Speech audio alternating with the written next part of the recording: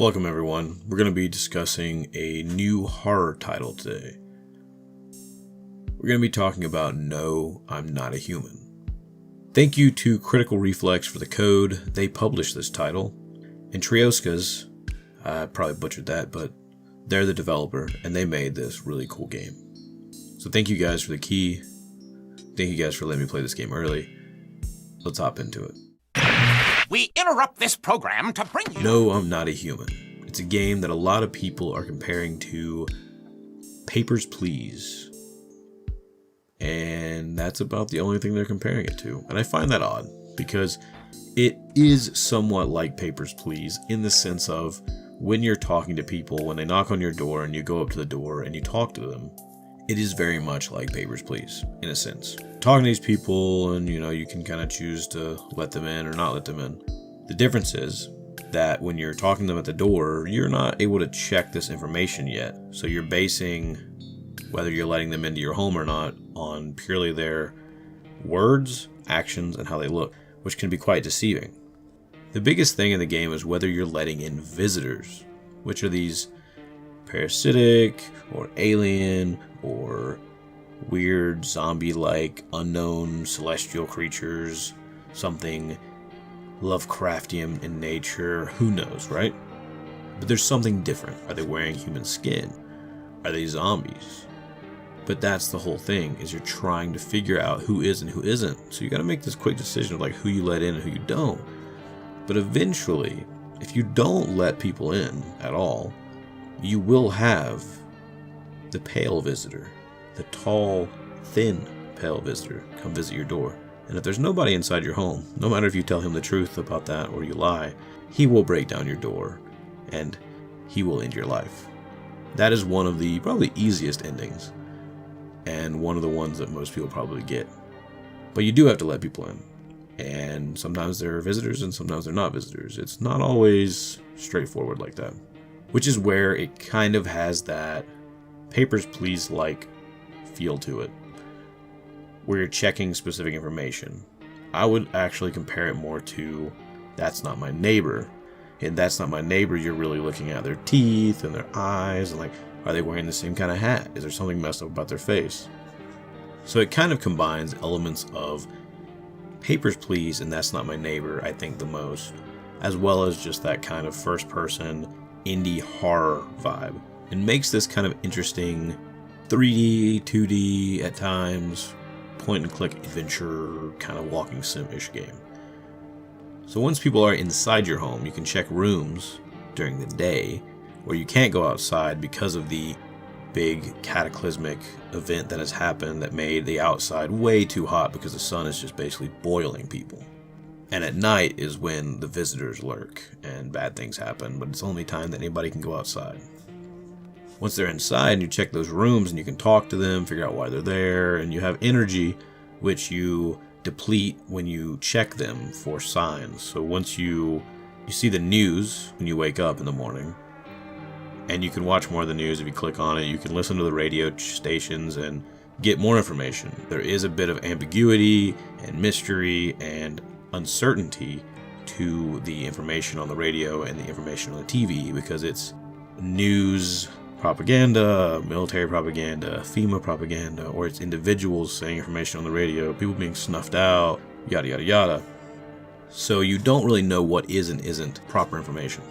So you use what information you do have to check their fingernails for dirt, check their underarms for nasty fungus, checking their eyes for them being red or having spots, or taking pictures of them and it's having like a weird aura. But at the same time, a lot of those things can be dependent on a person, their circumstances, their scenario, especially in an apocalyptic setting where you can't really guarantee what they have or haven't done, which adds to this overall paranoia and tense atmosphere of who or who isn't a visitor. And you'll have, like, if you have a visitor in your home and you have other people, sometimes you'll wake up and it's like, it smells like someone died in here, and someone did die. And you're like, what? Depending on how many people are there, of course, it's hard to, like, figure out who is or who isn't. Sometimes people hit their breaking point and you're like, oh, okay, they're definitely a visitor. There's no other thing that they could possibly be. Like, they are. There's some people who don't even know that they're a visitor.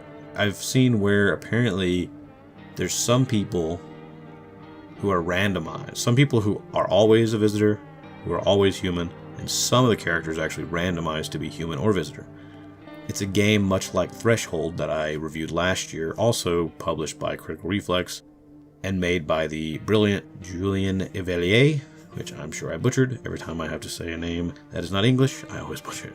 But much like that game, it has a lot of endings that are kind of based around very specific or very nuanced, kind of odd things that you have to do. There's one very intricate and large ending that like 90% of people do not have for the game. It is very kind of like long-winded and very precise and very specific. There's a few other endings, like an old man who brings you a mushroom. Wait for the mushroom to grow. You gotta go in your basement, then you got to eat the mushroom. Then you have to go the next day and find an apple on a shelf in one room and eat that. Then you have to go and interact with a clock that just happened to pop up in your bedroom. It sets the time to midnight, and then you end up traveling to a mushroom land. It's a whole thing. To even get to the basement, you have to let someone in with a cat, who's just the funniest cat ever. It's like a 3D model in the hallway, but then when you pick it up, it's a 2D, and it's just funny because they look so night and day different. There's a lot of just cool elements overall, though. Very tense and interesting game, and if you don't interact with the TVs, and you don't interact with the radio, and you don't ask a lot of questions, figure out the stories of these characters, you miss out on a lot of the game. You know, you can completely side with FEMA. You could call them every single day. I mean, you can even call FEMA's number, if you already know the number, the very first day in the game, and you get a little bit of text that it's like, oh, hello, this is the FEMA hotline. But in this game, FEMA hasn't been established yet. You hear someone on the other side, they're like, no, put that phone down, you moron.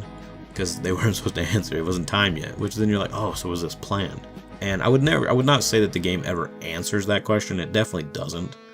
And I think that's for the best. I think leaving this sense of mystery and ambiguity and leaving it on a kind of a cliffhanger of sorts, even though the game gives you a lot of answers in some ways, everything's quite vague. And I personally like that. A lot of people probably won't like that. Now, you can get a lot of endings to this game. And like I said, there's a lot of cool elements. There's even a vigilante-like character that reminded me of the Hatred dude.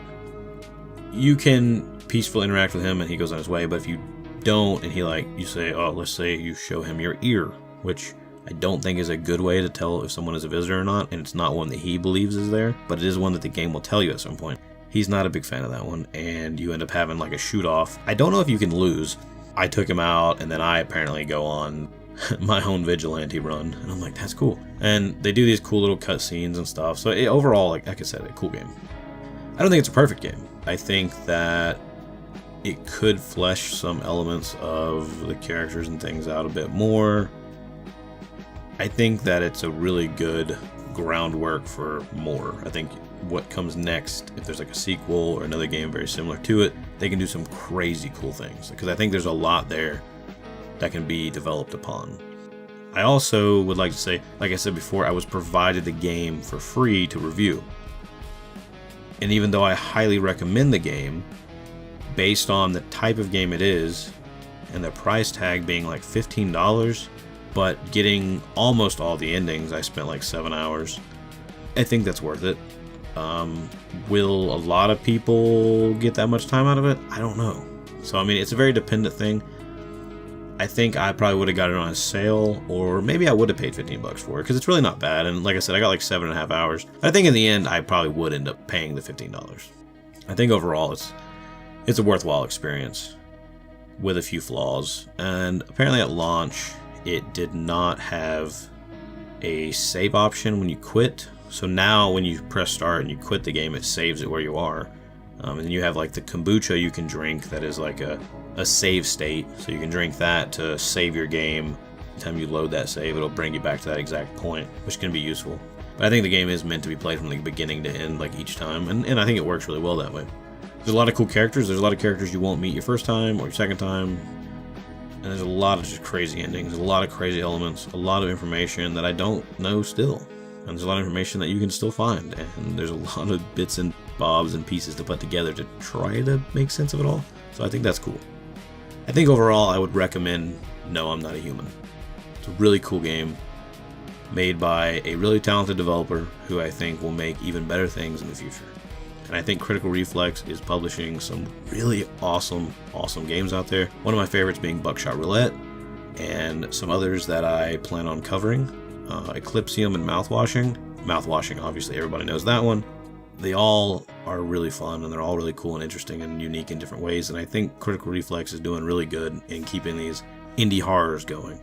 These cool indie, atmospheric, horror-like experiences. So, I hope you enjoyed the video. I'd like to thank Midnight Medium, Osh, and Melancholy Geek as always for all the support on Patreon, YouTube, and beyond. The Forge is calling, and as you know, I must answer. So I'll see you when the next video has been forged. Are you home alone?